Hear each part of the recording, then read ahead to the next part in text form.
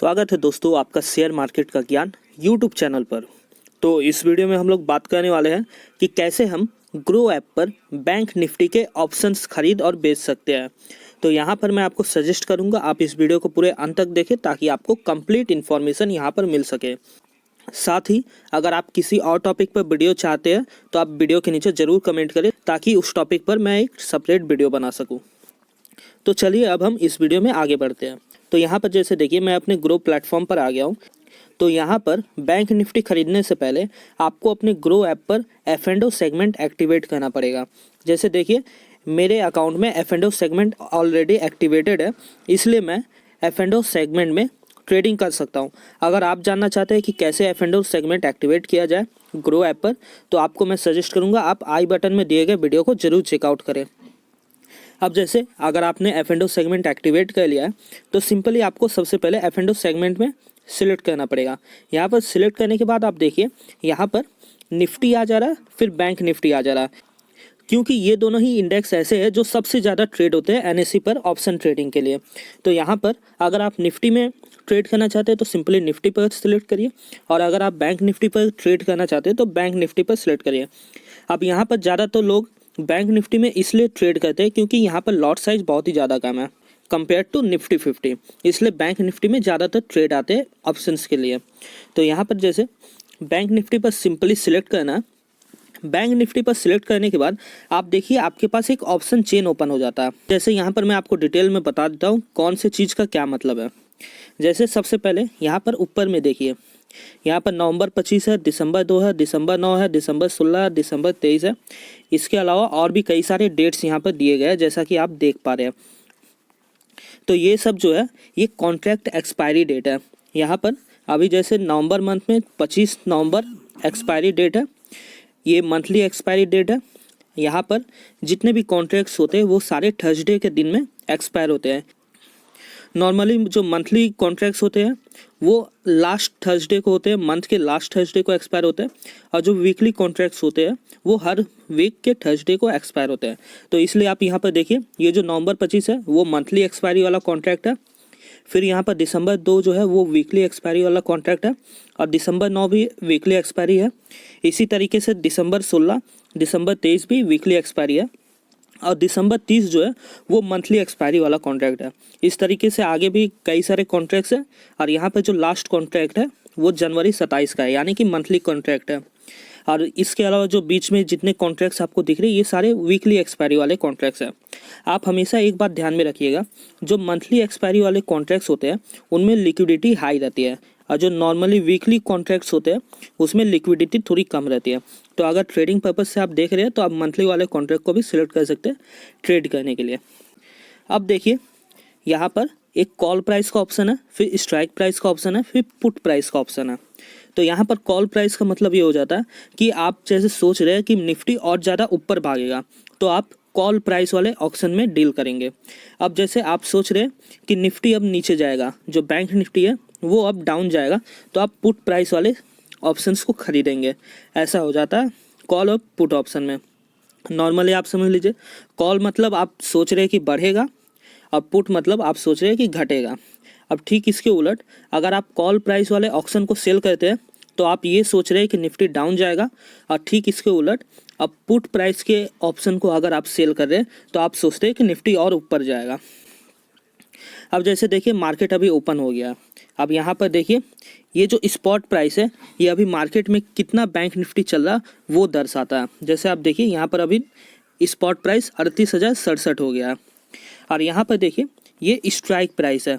इस strike price में call option का प्राइस क्या चल रहा है और पुट ऑप्शन का प्राइस क्या चल रहा है वो यहाँ पर शो होता है। जैसे देखिए यहाँ पर जो 38,000 का स्ट्राइक प्राइस वाला ऑप्शन है वहाँ पर कॉल प्राइस जो है वो 387 रुपये है, और जो पुट प्राइस है वो 310 रुपये है। ठीक इसी तरीके से जब आप नीचे आते हैं, जैसे हायर स्ट्राइक प्राइस में जाते हैं, तो नीचे आने से क्या होगा, जो कॉल प्राइस वाले ऑप्शंस रहेंगे उनके प्राइसेस कम होते जाएंगे। जैसे देखिए यहाँ पर नीचे आते हैं हम, तो देखिए जो कॉल प्राइस वाले ऑप्शंस है वो कम होते जा रहे हैं, और ठीक इसके उलट जो पुट प्राइस वाले ऑप्शन है उनका प्राइस बढ़ता जा रहा है। अब जैसे अब हम ऊपर की तरफ जाते हैं, जैसे स्ट्राइक प्राइस कम वाले सेक्शन में जाते हैं, तो देखिए यहाँ पर जो कॉल ऑप्शन है उसका प्राइस बढ़ता जा रहा है और जो पुट ऑप्शन है उसका प्राइस घटता जा रहा है। तो ये सिंपल नॉलेज आप ले लीजिए यहाँ पर। अब जैसे मान लेते हैं आप यहाँ पर एक्सपेक्ट कर रहे हैं कि अभी स्पॉट प्राइस 37,957 है और अगले एक महीने में यहाँ पर जो बैंक निफ्टी है वो 39,500 पे आ जाएगा। तो यहाँ पर सबसे पहले आप अपने एक्सपायरी को सिलेक्ट करिए, जैसे जो कॉन्ट्रैक्ट का एक्सपायरी है वो सिलेक्ट करिए। तो यहाँ पर जैसे दिसंबर 30 है वो एक महीने का एक्सपायरी वाला कॉन्ट्रैक्ट है और एक महीने बाद एक्सपायर होगा। और आप यहाँ पर एक्सपेक्ट कर रहे हैं जो बैंक निफ्टी है वो 39,500 पे जाएगा। तो ऐसा एक्सपेक्ट कर रहे हैं आप, तो आप यहाँ पर बैंक निफ्टी के पुट ऑप्शन को खरीद सकते हैं। और या फिर आप एक्सपेक्ट कर रहे हैं कि बैंक निफ्टी ऊपर जाएगा तो आप पुट प्राइस वाले ऑप्शन को सेल कर सकते हैं, ऐसा कर सकते हैं। ठीक है। अब जैसे मान लेते हैं कि आप एक्सपेक्ट कर रहे हैं कि जो बैंक निफ्टी है वो डाउन जाएगा और 37,000 हो जाएगा अगले एक महीने में। तो यहाँ पर आप पुट प्राइस वाले ऑप्शन को खरीद सकते हैं और कॉल प्राइस ऑप्शन को सेल कर सकते हैं। ठीक है। फिर यहाँ पर जैसे मान लेते हैं आप अगर बाई करने जाते हैं किसी ऑप्शन को, तो वहाँ पर आपको सिर्फ ऑप्शन प्राइस के हिसाब से मार्जिन देना पड़ेगा। जैसे देखिए यहाँ पर अगर लॉट साइज हम चेकआउट करें तो लॉट साइज हमें पता चलेगा वो 25 का है और जो कॉल का ऑप्शन प्राइस है वो 1595 रुपये है। तो यहाँ पर आपको 25 से इंटू करना पड़ेगा 1595 रुपये से। तो यहाँ पर आपको पता चलेगा कि आपको जो प्राइस देना पड़ रहा है वो इनके इंटू में देना पड़ रहा है और सेल करने समय तब आपको मार्जिन ज़्यादा देना पड़ेगा। तो आप ये बात ध्यान में रखना। नॉर्मली जो सेलिंग होता है ऑप्शन सेलिंग वो बड़े बड़े इन्वेस्टर्स और ट्रेडर्स के लिए होता है जो हायर रिस्क ले सकते हैं या फिर जो मार्केट को बहुत अच्छे से जानते हैं, उनके लिए ऑप्शन सेलिंग रहता है। लेकिन अगर आप ऑप्शन ट्रेडिंग में अभी स्टार्ट कर रहे हैं तो मैं आपको सजेस्ट करूँगा आप ऑप्शन बाइंग से अपना जर्नी स्टार्ट करें। ऑप्शन बाइंग में कम पैसे लगते हैं इसलिए यहाँ से आप स्टार्ट कर सकते हैं और नॉर्मली जो छोटे छोटे प्राइस वाले ऑप्शंस होते हैं उनमें आप ट्रेड कर सकते हैं स्टार्टिंग में। यहाँ पर अगर आप बड़ा पैसा लेकर इन्वेस्ट करना शुरू करेंगे या फिर ट्रेड करना शुरू करेंगे ऑप्शंस में, तो हो सकता है आपको कम नॉलेज की वजह से आपका जो पैसा है वो डूब भी जाए। ये आप बात ध्यान में रखना। तो इसलिए स्टार्टिंग में कम प्राइस वाले ऑप्शन से आप ट्रेड करिए। अब यहाँ पर जैसे देखिए, अब जैसे आपको बाई करना है तो सिंपली जिस कॉल ऑफ प्राइस को या फिर पुट प्राइस को आपको बाई करना उसे सिलेक्ट करिए और यहाँ पर बाई बटन पर क्लिक करिए। तो यहाँ पर बाई बटन में क्लिक करने के बाद आपको सिंपली अपने क्वांटिटी को सिलेक्ट करना पड़ेगा। जैसे यहाँ पर 25 बैंक निफ्टी के कॉन्ट्रैक्ट को एक लॉट कहते हैं, तो यहाँ पर इन मल्टीपल ऑफ 1 लॉट कहना पड़ेगा। तो जैसे अगर आप एक लॉट खरीदना चाहते हैं तो आपको 25 बैंक निफ्टी खरीदने पड़ेंगे, 2 लॉट खरीदना चाहते हैं तो 50 बैंक निफ्टी खरीदने पड़ेंगे। तो यहाँ पर जो निफ्टी है बैंक निफ्टी वो 25 के लॉट के हिसाब से खरीद और बेच होगा। तो यहाँ पर सबसे पहले अपना आपको क्वांटिटी डिसाइड करना पड़ेगा, फिर आप जिस प्राइस पर ख़रीदना चाहते हैं तो वो प्राइस आपको इनपुट करना पड़ेगा। जैसे 1100 में ख़रीदना है तो 1100 रुपये इनपुट करना पड़ेगा।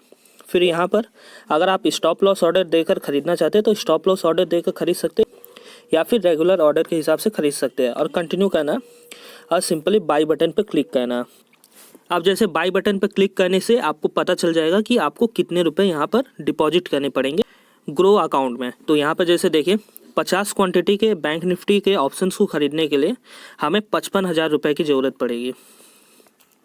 अब जैसे देखिए यहाँ पर ठीक उसके उलट मैं इस कॉन्ट्रैक्ट को अगर सेल करता हूँ तो कितना रुपये लगेगा। देखिए आप यहाँ पर जैसे सेलिंग पे जाता हूँ, सेल करता हूँ 2 लॉट और यहाँ पर प्राइस दे देता हूँ 1100 रुपये का और यहाँ पर सेल बटन पर क्लिक करता हूँ। तो सेल बटन पर क्लिक करने के बाद देखिए यहाँ पर जो पैसा लग रहा वो करीब 3 लाख रुपये लग रहा है। तो आप समझ सकते हैं ऑप्शन बाइंग और ऑप्शन सेलिंग में कितना ज़्यादा अंतर है।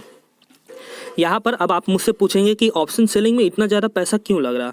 तो यहाँ पर ये पैसा इसलिए लग रहा कि इन केस अगर जो ऑप्शन का प्राइस है वो बढ़ता जाए तो यहाँ पर जो ब्रोकर्स है या फिर एक्सचेंजेस है उनको नुकसान ना लेना पड़े। अब जैसे अगर आप इतना रुपये नहीं देंगे और ऑप्शन का प्राइस बढ़ जाता है तो आपका कॉन्ट्रैक्ट स्क्वायर ऑफ कर दिया जाएगा। तो आप ये बात ध्यान में रखना, यहाँ पर आपको हर समय इतने रुपए अपने अकाउंट में होल्ड करने ही पड़ेंगे ऑप्शन सेलिंग के समय में। लेकिन ठीक इसके उलट जब आप ऑप्शन बाइंग करेंगे तो आपको कम पैसे लगेंगे। जैसे आपको देखा है 55,000 रुपये करीब, और आप 55,000 रुपये से ही अपने ऑप्शन को ट्रेड कर पाएंगे। तो ये हो जाता है कंप्लीट वीडियो बैंक निफ्टी के ऑप्शन को खरीदने के लिए। अगर आपको यहाँ पर कोई डाउट है तो वीडियो के नीचे ज़रूर कमेंट करें और इस वीडियो को ज़रूर लाइक करें।